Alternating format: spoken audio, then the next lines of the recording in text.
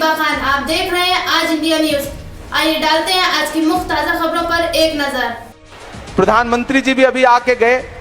बिहार एक ऐसा राज्य है जिसकी बैसाखी पर दिल्ली की सरकार टिकी हुई है, लेकिन उसके बावजूद केंद्र सरकार के अपने आंकड़े जो हैं, नीति आयोग के जो आंकड़े हैं, वो बताते हैं कि बिहार इस देश का सबसे पिछड़ा गरीब राज्य है। ये उनके आंकड़े हैं, ये हमारे आंकड़े नहीं है। ये कंप्यूटर में आप देख सकते हैं। नीति आयोग कह रहा है कि बिहार सबसे पिछड़ा राज्य है।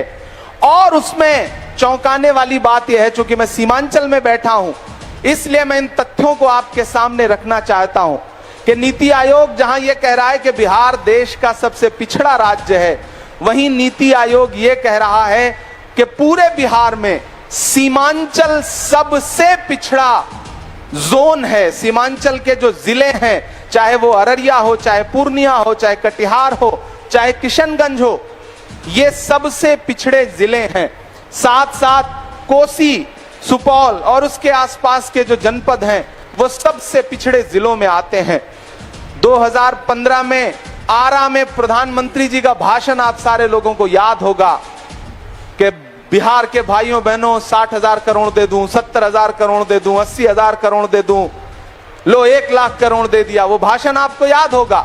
मैंने देश की पार्लियामेंट में भी उस भाषण का उल्लेख किया था। बिहार की बार बार बोली लगाने वाले प्रधानमंत्री जी, चुनावी भाषणों में बिहार को विशेष पैकेज देने वाले प्रधानमंत्री नरेंद्र मोदी जी, मैं इस पत्रकार वार्ता में वोटर अधिकार यात्रा के इस मंच पर बैठ करके उनसे पूछना चाहता हूं कि बिहार को इतना चुनावी भाषण देने वाले प्रधानमंत्री जी, आप ही की सरकार के दौरान और राज्य में आपकी सहयोगी सरकार के होते हुए बिहार लगातार पिछड़ा क्यों है, और उसमें सीमांचल विशेष रूप से पिछड़ा क्यों है? सीमांचल की जनता, कोसी की जनता इसका जवाब चाहती है।